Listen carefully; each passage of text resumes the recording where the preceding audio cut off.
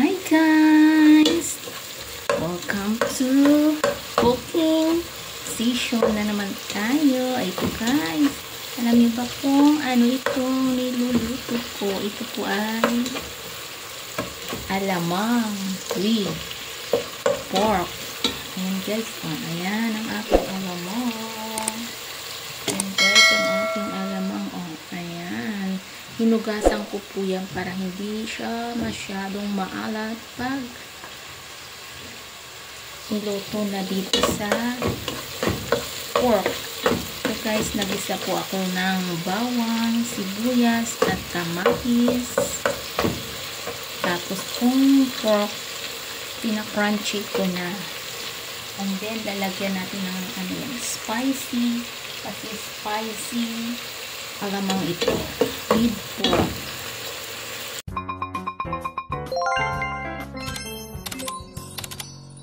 Guys, ilalagay na natin ang alamang. Ayan. So yummy. Ayan. Isahin natin po yan ng maigi. Then mamaya timplahan natin ng pag maalat, lagyan natin siya ng sugar kasi medyo sweet and spicy. Ayan o, sili guys. Tapos, para magtagal po siya, lagyan nyo siya pag lutong-luto ng suka. Vinegar. Lutuin natin to guys ng maigi para super yummy. Thank you for watching guys. Hope you like my video. See you sa aking next mini vlog.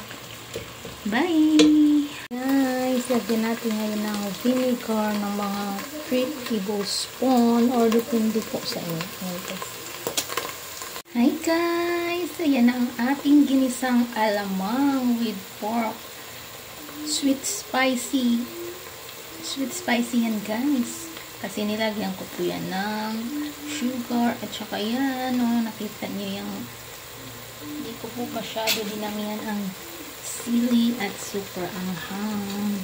Ayan guys, mapa-only rice naman tayo nito, pwede din sa mangga. Thank you for watching guys.